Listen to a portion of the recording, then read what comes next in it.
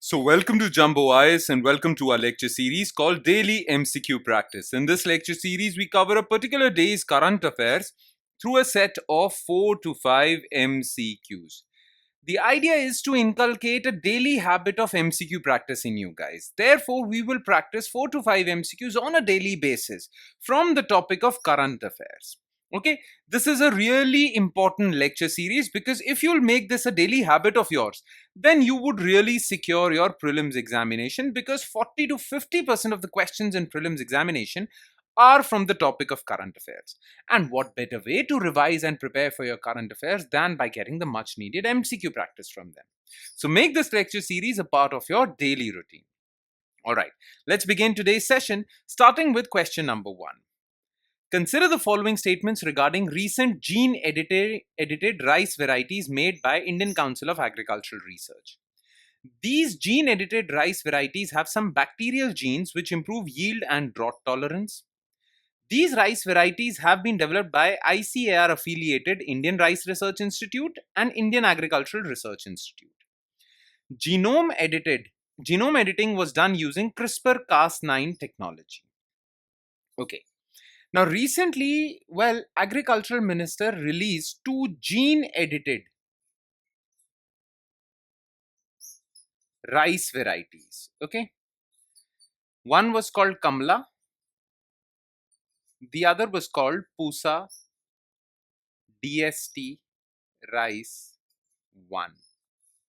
Okay, now these are gene-edited, so their DNA was edited. Okay, the rice crop or the rice seeds DNA was edited and these two seeds were created. Okay, now the thing is that these are gene edited rice varieties. Okay, the purpose of editing their genes was to improve their yield, improve their climate change tolerance, drought tolerance. Okay, now Kamla was created by, Kamla rice variety was created by Indian Rice Research Institute, which is in Hyderabad. Okay, and Pusa DST Rice 1 was created by Indian Agricultural Research Institute in New Delhi. Both of them are Indian Council of Agricultural Research affiliated. Okay, so second statement is correct. Now, the thing is that they are gene edited, not gene modified. Okay, you need to understand this difference. Okay, you must have heard about GM crops, right? GM crops, genetically modified crops. Okay, now genetically modified crops are not allowed in India except BT cotton. Except cotton, there are no genetically modified crops allowed in India.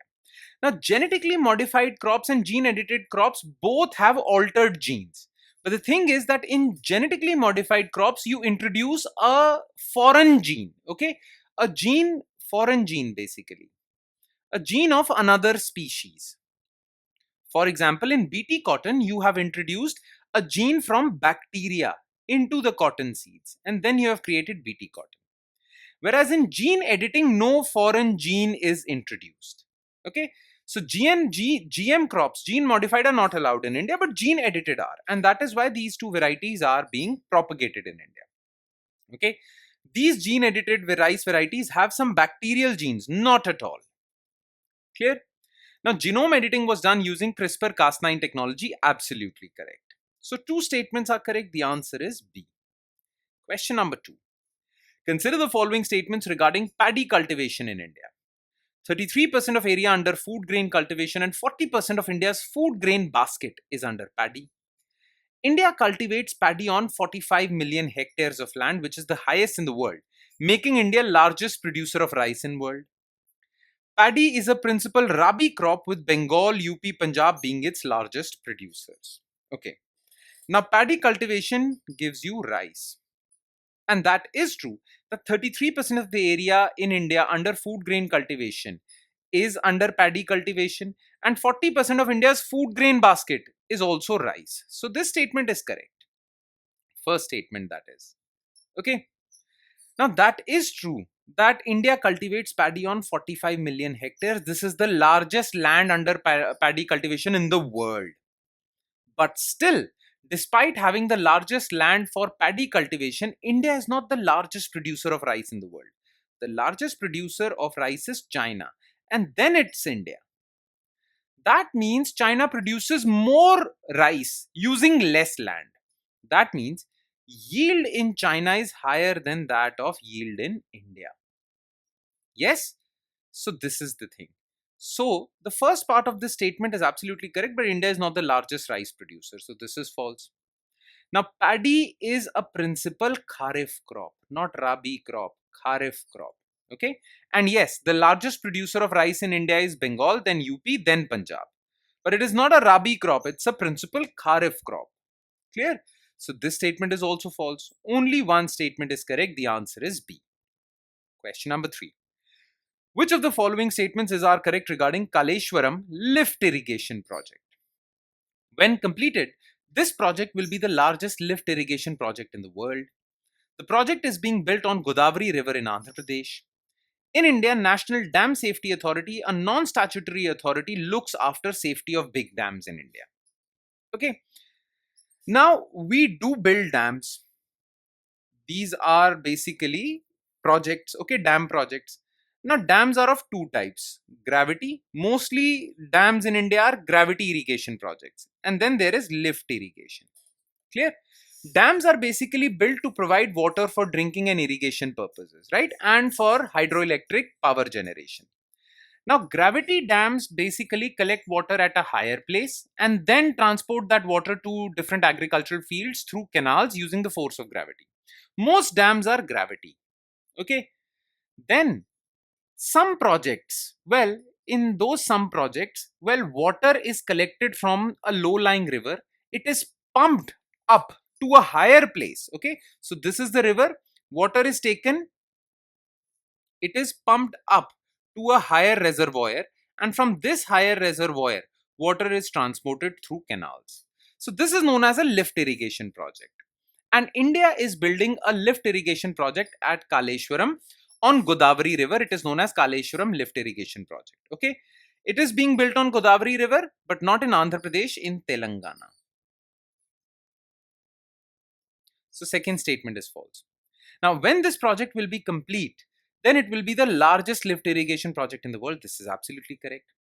Now, in India, there is a statutory authority that looks after the safety of dams, big dams. That is National Dam Safety Authority.